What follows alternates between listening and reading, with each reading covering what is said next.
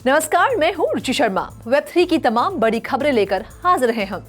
FTX की Bahamian company ने exchange के कोलैप्स से ठीक 9 महीने पहले लग्जरी होटल, उड़ान और खाने पर भारी मात्रा में पैसे खर्च किए थे, जिसकी जानकारी अदालती फाइलिंग से मिली है।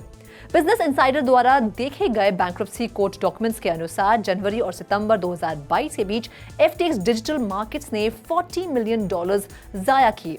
ये 2 महीने पहले की बात है जब कंपनी ने लिक्विडिटी इश्यूज के कारण बैंक्रप्सी के लिए फाइल किया था। FTX ने बहामास में लोकल चैरिटीज और ऑर्गेनाइजेशंस को भी कई डोनेशंस दिए हैं। स्थानीय मीडिया में 8 जनवरी की एक रिपोर्ट के अनुसार ऐसी अटकलें हैं कि इनमें से कुछ डोनेशंस को वापस करना पड़ सकता है, क्योंकि कैरिबियन आइलैंड नेशंस आगे बढ़ने की कोशिश कर रहा है।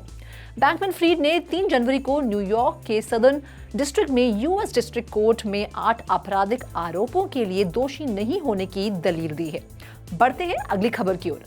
मास्टरकार्ड ने पॉलीगॉन ब्लॉकचेन के साथ म्यूजिशियंस के लिए एक वेब3 एक्सेलरेटर प्रोग्राम शुरू किया है। मास्टरकार्ड आर्टिस्ट एक्सेलरेटर 2023 की शुरुआत में 5 उभरते हुए आर्टिस्ट जैसे म्यूजिशियंस, डीजेज और प्रोड्यूसर्स को टूल्स, स्किल्स और डिजिटल इकोनॉमी में अपने खुद के म्यूजिकल पार्ट्स बनाने के लिए इस्तेमाल के साथ तैयार करेगा। ये आर्टिस्ट को सिखाएगा कि वेब3 एक्सपीरियंसेस के जरिए अपने ब्रांड को कैसे बिल्ड करें, जैसे कि NFTs की मिंटिंग, वर्चुअल वर्ल्ड्स में खुद को रिप्रेजेंट करना और एक एंगेज्ड कम्युनिटी को एस्टैब्लिश करना। क्रिएटर्स को एक साथ आने और उनकी म्यूजिक कम्युनिटीज को विकसित करने के लिए एक स्पेस के रूप में डिजाइन किया गया। मास्टरकार्ड आर्टिस्ट एक्सेलरेटर भी फैंस को टेबल पर बैठने के लिए इनवाइट करता है। मास्टरकार्ड म्यूजिक पास NFT होल्डर्स को रियल लाइफ और मेटावर्स में एजुकेशनल मटेरियल्स और एक्सपीरियंसेस तक पहुंच प्रदान करेगा। बाकी अहम खबरों के लिए करते हैं विशाखा का रुख। Over to you Vishakha.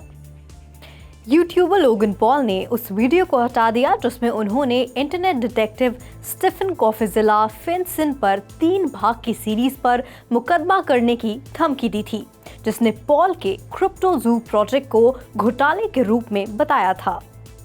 6 जनवरी के एक ट्वीट में कॉफिजिला के अनुसार पॉल ने वीडियो पर मानहानि का मुकदमा दायर करने की अपनी धमकियों को ड्रॉप करने का वादा किया है। क्रिप्टोजू डिस्कॉर्ड सर्वर से एक स्क्रीनशॉट साझा करते हुए फिनसन ने पॉल से आए एक संदेश भी दिखाया, जिसमें पुष्टि की गई थी कि उसने कॉफिजिला की वीडियो सीरीज के लिए अपनी शुरुआती रिस्पॉन्स को हटा दिया था और माफी मांगी थी। अब बढ़ते हैं अगली खबर की ओर। क्रेडिटर्स को नोटिस के अनुसार माउंट गोक्स की पहली रीपेमेंट डेट 31 जुलाई से बढ़ाकर 30 सितंबर तक कर दी गई है, जो निर्धारित समय से 2 महीने आगे है। उसके लिए भुगतान की शुरुआती तिथि भी 2 महीने के लिए टाल दी गई थी, जो अब 10 मार्च को है। एडिशनली बैंकिंग और क्रिप्टोकरेंसी डेटा की समय सीमा 10 जनवरी से बढ़ाकर 10 मार्च तक कर दी गई है। पूर्व CEO मार्क कापेलिस के अनुसार, जिन्होंने टेलीग्राम चैट संदेश में ये समझाया है कि समय सीमा बढ़ा दी गई है क्योंकि बड़ी संख्या में लोगों ने अभी तक अपनी जानकारी जमा नहीं की है। हर एक क्रेडिटर को एक बेसिक पेमेंट किया जाता है। एडिशनली वे शुरुआती लमसम पेमेंट स्वीकार करते हैं या बाद के पेमेंट का विकल्प चुनते हैं, जिसमें अन्य राशि शामिल हो सकती है। पेमेंट फियाट करेंसी, क्रिप्टोकरेंसी या दोनों में किया जा सकता है। Over to you Sandeep. अगर आपने हाल ही में एक नया पोकेमॉन कार्ड गेम ऑनलाइन देखा है जो आपको नॉन फंजिबल टोकन्स देने का वादा करता है, तो इसे क्लिक करने से पहले 2 बार सोचें, क्योंकि इसमें मैलिशियस सॉफ्टवेयर हो सकता है।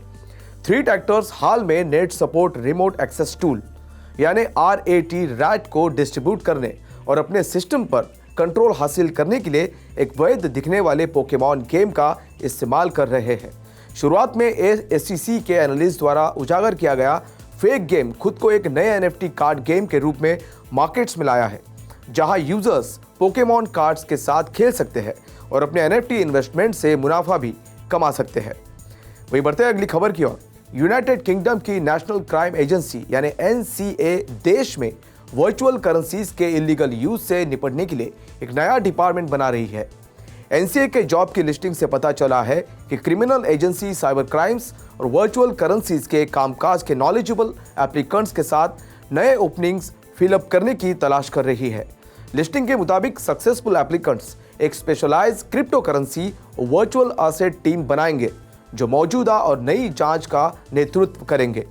रोल के लिए अप्लाई करने वाले व्यक्तियों के पास ब्लॉकचेन टेक्नोलॉजी ट्रेनिंग और सीड फ्रेजेस को रिकवर करने का सफिशिएंट एक्सपीरियंस होना चाहिए।